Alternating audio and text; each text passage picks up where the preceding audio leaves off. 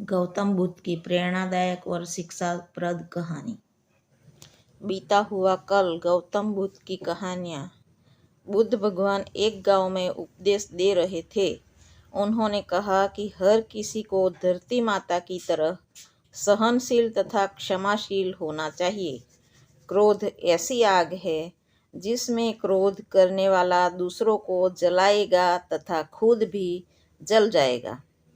सभा में सभी शांति से बुद्ध की वाणी सुन रहे थे, लेकिन वहाँ स्वभाव से ही अति क्रोधी एक ऐसा व्यक्ति भी बैठा हुआ था जिसे ये सारी बातें बेतुकी लग रही थी। वह कुछ देर ये सब सुनता रहा, फिर अचानक ही आग बबूला होकर बोलने लगा। तुम पाखंडी हो, बड़ी बड़ी बातें करना यही तुम्हारा काम है। तुम लोगों को भ्रमित कर रहे हो। तुम्हारी ये बातें आज के समय में कोई मायने नहीं रखती। ऐसे कई कटु वचनों सुनकर भी बुद्ध शांत रहे। अपनी बातों से ना तो वह दुखी हुए, ना ही कोई प्रतिक्रिया की। यह देखकर वह व्यक्ति और भी क्रोधित हो गया और उसने बुद्ध के मुंह पर थूक कर वहां से चला गया। अगले दिन जब उस व्यक्ति का क्रोध शांत हुआ तो उसे अपने बुरे व्यवहार के कारण पछताने की आग में जलने लगा और वह उन्हें ढूंढते हुए उसी स्थान पर पहुंचा, पर बुद्ध वहां मिले नहीं तो अपने शिष्यों के साथ पास वाले एक अन्य गांव में निकल चुके थे। व्यक्ति ने बुद्ध के बारे में लोगों से पूछा और ढूंढते ढूंढते जहां बुद्ध प्रवचन दे रहे थे वहां पहुंच गया। उन्हें देखते ही वह उनके चरणों में गिर पड़ा और बोला, मुझे क्षमा कीजिए प्रभु। बुद्ध ने पूछा, कौन हो भाई? तुम्हें क्या है? क्यों क्षमा मांग रहे हो? उसने कहा, क्या आप भूल गए? मैं वही हूँ जिसने कल आपके साथ बहुत बुरा व्यवहार किया था। मैं शर्मिंदा हूँ। मैं मेरे दुष्ट आचरण की क्षमा याचना करने आया हूँ। भगवान बुद्ध ने प्रेम पूर्वक कहा, बीता हुआ कल तो मैं वही छोड़कर आया हूँ और तुम अभी वही अटक रहे हो। तुम्हें अपनी गलती का आभास हो गया। तुमने पश्चाताप कर लिया। तुम निर्मल हो चुके हो। अब तुम आज में प्रवेश करो। बुरी बातें तथा बुरी घटनाएं याद करते रहने से वर्तमान और भविष्य दोनों बिगड़ जाते हैं। बीते हुए कल के कारण आज को मत बिगाड़ो। उस व्यक्ति का सारा बोझ उतर गया। उसने भगवान बुद्ध के चरणों में पड़कर क्रोध त्याग कर तथा क्षमाशीलता का संकल्प लिया। बुद्ध ने उसके मस्तिष्क पर आशीष का हाथ रखा। उस दिन से उसने परिवर्तन आ गया और उसके जीवन में सत्य, प्रेम व करुणा की धारा बहने लगी। मित्रों, बहुत बार हम भूल में की गई किसी गलती के बारे में सोच कर बार बार दुखी होते हैं और खुद को कोसते हैं। हमें ऐसा कभी नहीं करना चाहिए।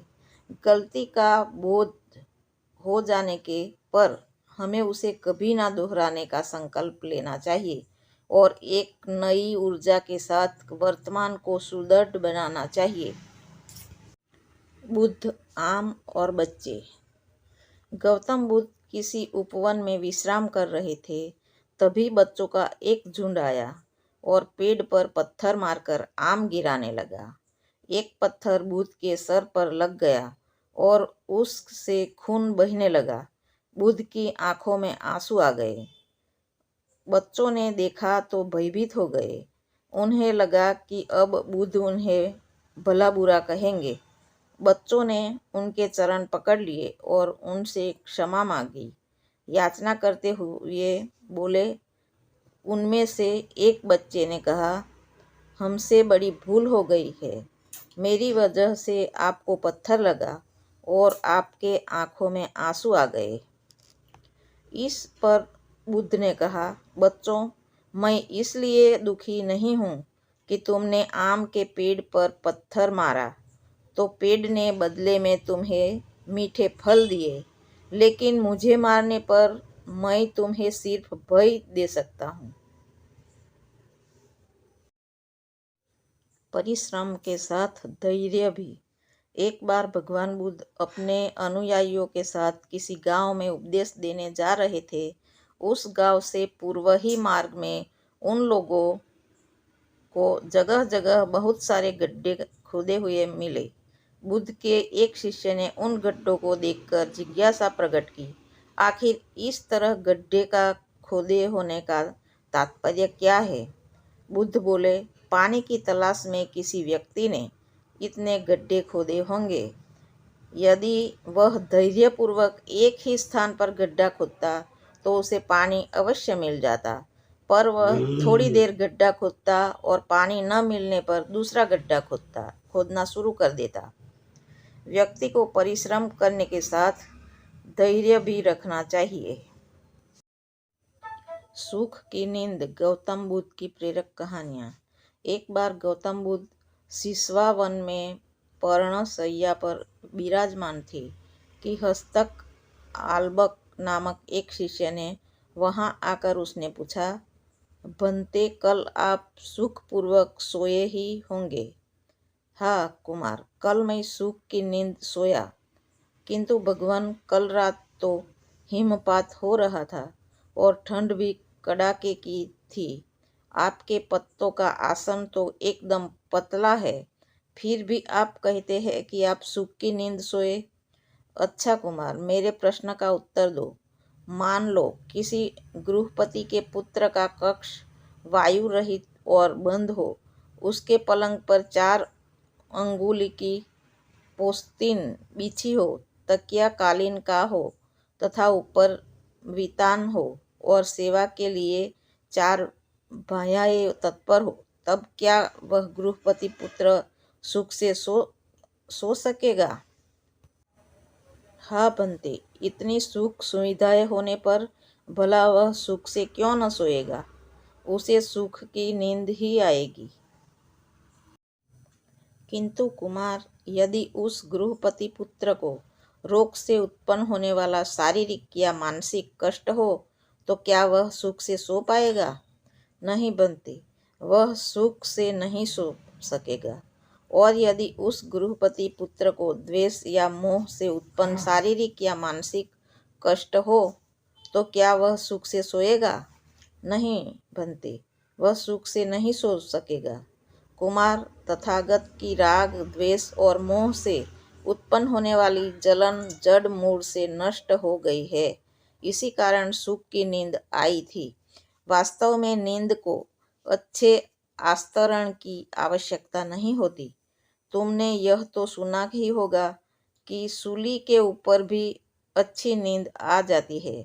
सुखद नींद के लिए चित्त का शांत होना परम आवश्यक है, और यदि सुखद आस्तरण हो तब तो बात ही क्या। सुखद नींद के लिए वह निश्चित ही सहायक होगा। अमृत की खेती। एक बार भगवान बुद्ध भिक्षा के लिए एक किसान के यहाँ पहुँचे। तथागत को भिक्षा के लिए आया देखकर किसान उपेक्षा से बोला, श्रीमान, मैं हल जोतता हूँ और तब खाता हूँ। तुम्हें भी हल जोतना और बीज बोना चाहिए और तब खाना खाना चाहिए।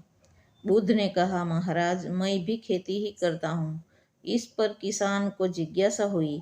बोले, गौतम, मैं न तुम्हारा हल देखता हूँ, न बैल और न ही खेती के स्थल, तब आप कैसे कहते हैं कि आप भी खेती ही करते हैं? आप कृपया अपनी खेती के संबंध में समझाइए। बुद्ध ने कहा, महाराज, मेरे पास श्रद्धा का बीज तपस्या रूपी वर्षा, प्रजा रूपी जोत और हल है। पाप भीरुता का दंड है। विचार रूपी रस्सी है स्मृति, और जागरूकता रूपी हल की फाल और पैनी है। मैं वचन और कर्म से संयत रहता हूँ। मैं अपनी इसी खेती को बेकार घास घास से मुक्त रखता हूँ और आनंद की फसल काट लेने तक प्रयत्नशील रहने वाला हूँ। अम्र अप्रमाद मेरा बैल है, जो बाधाएं देखकर भी पीछे मुंह नहीं मोड़ता है। वह मुझे सीधा शांति धाम तक ले जाता है। इस प्रकार मैं अमृत की खेती करता हूँ। मृत्यु के उपरांत क्या? एक बार बुद्ध से मलुक के पुत्र ने पूछा, भगवान, आपने आज तक यह नहीं बताया कि मृत्यु के उपरांत क्या होता है। उसकी बात सुनकर बुद्ध मुस्कुराए। फिर उन्होंने उससे पूछा, पहले मेरी एक बात का जवाब दो। अगर कोई व्यक्ति कहीं जा रहा हो और अचानक कहीं से आकर उसके शरीर में एक विष बुझा बाण घुस जाए तो उसे क्या करना चाहिए? पहले शरीर में घुसा बाण को हटाना ठीक होगा, या फिर दिखना कि बाण किधर से आया है और किसे लक्ष्य कर मारा गया है? मलुक मलुक के पुत्र ने कहा, पहले तो शरीर में घुसे बाण को तुरंत निकालना चाहिए, क्योंकि अन्यथा विष पूरे शरीर में फैल जाएगा। बुद्ध ने कहा, बिल्कुल ठीक कहा तुमने। अब यह बताओ कि पहले इस जीवन के दुखों के निवारण का उपाय किया जाए या मृत्यु की बातों के बारे में सोचा जाए। मलुक के पुत्र अब समझ चुका था और उसकी जिज्ञासा शांत हो गई। बुद्ध ने कहा, सबका हित करो। एक दिन एक व्यक्ति बुद्ध के पास पहुंचा। वह बहुत अधिक तनाव में था। अनेक प्रश्न उनके दिमाग में घूम घूम कर उसे परेशान कर रहे थे, जैसे आत्मा क्या है, आदमी मृत्यु के बाद कहाँ जाता है, सृष्टि का निर्माता कौन है, स्वर्ग नरक की अवधारणा कहाँ तक सच है और ईश्वर है या नहीं। उसे इन प्रश्नों के उत्तर नहीं मिल रहे थे।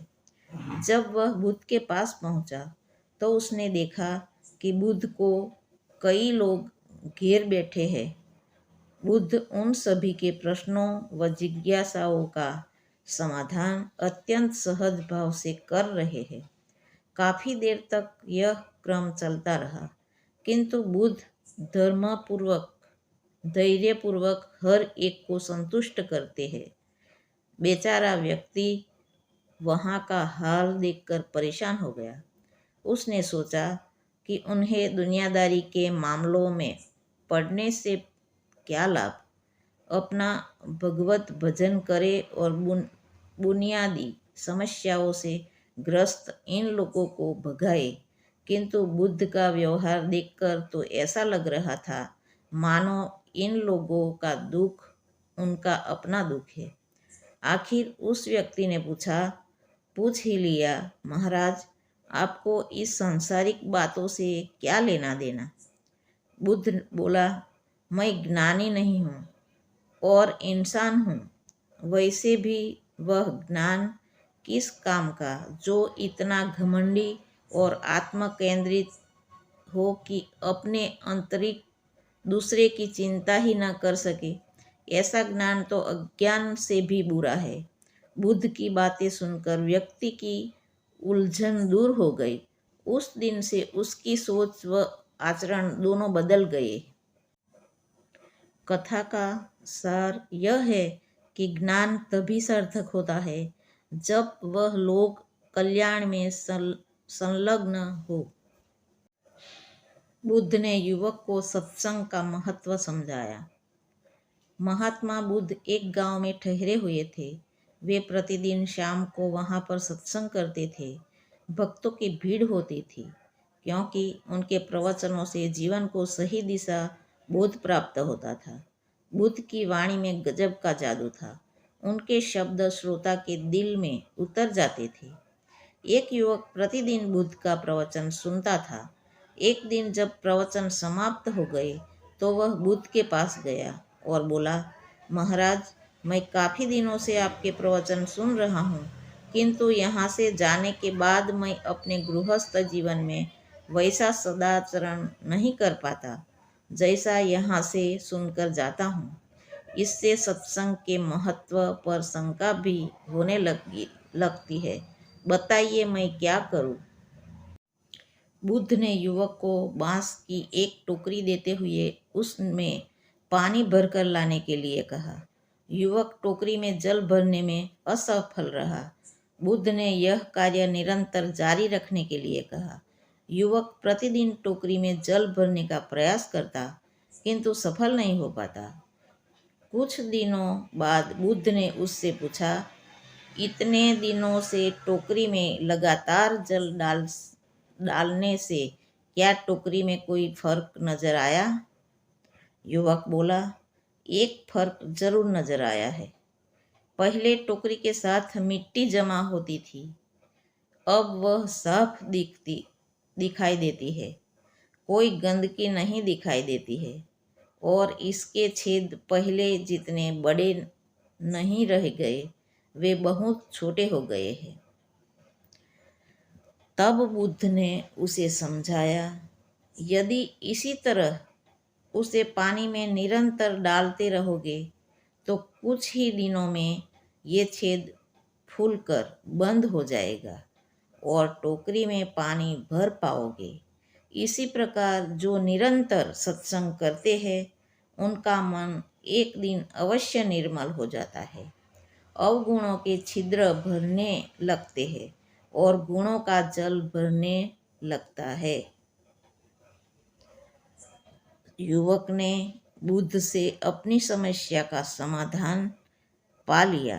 निरंतर सत्संग से दुर्जन भी सज्जन हो जाते हैं, क्योंकि महापुरुषों की पवित्र वाणी उनके मानसिक विकारों को दूर कर उनमें सद्विचारों का आलोक प्रसारित कर देती है।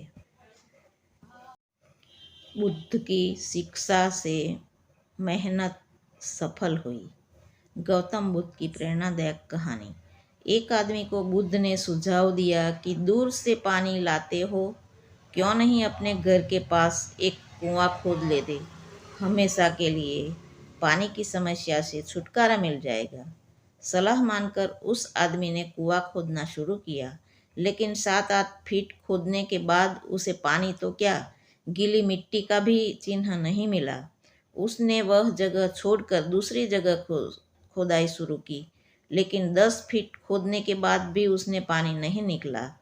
उसने फिर तीसरी जगह कुआं खोदना शुरू किया, लेकिन यहाँ भी उसे निराशा ही हाथ लगी। इस क्रम में उसने 7-8 फीट के 10 कुएं खोद डाले, लेकिन पानी कहीं नहीं मिला। वह निराश होकर बुद्ध के पास गया। उसने बुद्ध को बताया कि मैंने 10 कुएं खोद डाले, मगर पानी एक भी कुएं में नहीं निकला। बुद्ध को आश्चर्य हुआ। वे स्वयं चलकर उस स्थान पर आए जहां उसने 10 गड्ढे खोदे हुए थे। बुद्ध ने उन गड्ढों की गहराई देखी और सारा मांजरा समझ गए। फिर वे बोले, 10 कुएं खोदने की बजाय एक कुएं में ही तुम अपना सारा परिश्रम लगाते तो पानी कब का मिल गया होता। तुम सब गड्ढों को बंद कर दो, केवल एक को गहरा करते जाओ, पानी निकल जाएगा। उसने बुद्ध की बात मानकर ऐसा ही किया। परिणाम स्वरूप कुआं पूर्ण होते ही पानी निकल आया। सबने भगवान बुद्ध की जय जयकार की। बुद्ध के ज्ञान से सेठ ने पाया सुख। उसका मन अशांत रहता था। कभी धन की सुरक्षा की चिंता, तो कभी व्यापारिक प्रतिस्पर्धा में आगे निकलने का तनाव। चिंता और तनाव के कारण वह अस्वस्थ रहने लगा। उसने मित्र ने उसकी गिरती दशा देखी तो उसे बुद्ध के पास जाने की सलाह दी। सेठ बुद्ध के पास पहुंचा और अपनी समस्या बताई। बुद्ध ने उसे सांत्वना देते हुए कहा, तुम घबराओ मत, तुम्हारा कष्ट अवश्य दूर होगा। बस तुम यहाँ कुछ दिन रहकर ध्यान किया करो। बुद्ध ने कहे अनुसार सेठ ने रोज ध्यान करना शुरू किया। किंतु सेठ का मन ध्यान में नहीं लगा। वह जैसे ही ध्यान करने बैठता, उसका मन फिर अपनी दुनिया में चला जाता। उसने बुद्ध को यह बात बताई, किंतु बुद्ध ने कोई उपाय नहीं बताया। थोड़ी देर बाद जब सेठ बुद्ध के साथ वन में सायका सायकालीन भ्रमण कर रहा था, तो उसके पैर में एक कांटा चुभ गया। वह दर्द के मारे कहराने लगा। बुद्ध ने कहा, बेहतर होगा कि तुम जी कड़ा कर कांटे को निकाल दो, तब इस दर्द से मुक्ति मिल जाएगी। सेठ ने मन कड़ा कर कांटा निकाल दिया। उसे चैन मिल गया। तब बुद्ध ने उसे समझाया, ऐसे ही लोभ, मोह, क्रोध, घमंड व द्वेष के कांटे तुम्हारे मन में गड़े हैं। जब तक अपने मन की संकल्प शक्ति से उन्हें नहीं निकालोगे, तब अशांत ही रहोगे। सेठ का अज्ञान बुद्ध के इन शब्दों से दूर हो गया और उसने निर्मल हृदय की राह पकड़ ली। अपनी कुप्रवृत्तियों से मुक्ति के लिए संकल्पबद्धता अनिवार्य है। जब तक व्यक्ति दृढ़ निश्चय न कर ले, वह अपनी गलत आदतों से मुक्त नहीं हो सकता। बुद्ध की शिक्षा से गांव का उद्धार हुआ। एक युवक ने बुद्ध से जाकर कहा, मेरा गांव अशिक्षित है। मैं अपने परिवार से झगड़कर थोड़ा बहुत पढ़ पाया हूँ। आगे और पढ़ना चाहता हूँ, किंतु सभी रोक रहे हैं। घर के लोग सोचते हैं कि खेती में खूब पैसा है और उसके लिए किसी शिक्षा की आवश्यकता नहीं है। यही सोच गांव वालों की भी है। कृपया आप मेरे गांव चलकर वहां शिक्षा का प्रसार करवाइए। बुद्ध युवक की बात मानकर गांव आ गए। धर्मभीरू ग्रामीणों ने बुद्ध का सत्कार किया और रोज उनके प्रवचन सुनने आने लगे। बुद्ध जब भी शिक्षा का महत्व बताते, ग्रामीण विरोधी मत रखते। एक दिन एक महिला अपने 5 साल के बच्चे के लिए पूछने लगी कि उसे किस उम्र में शिक्षा दिलवाए। तब बुद्ध ने समझाया कि तुम्हें तो 5 वर्ष पूर्ण उसकी शिक्षा शुरू कर देनी चाहिए थी। उसे क्या खाना है, क्या नहीं है, वैसे वह क्या बोलना है, यदि बातें शुरू से सिखाओगी, तभी तो वह अपना उचित ख्याल रख सकेगा। बुद्धि की यह बात महिला सहित सभी ग्रामीणों को समझ में आ गई। उन्होंने अपने बच्चों को विद्यालय भेजना शुरू किया। यह समय वर्षा का था। युवक ने लोगों को जल संग्रह की तकनीक बताई। अधिकांश ने उपहास किया, किंतु युवक अपना काम करता रहा।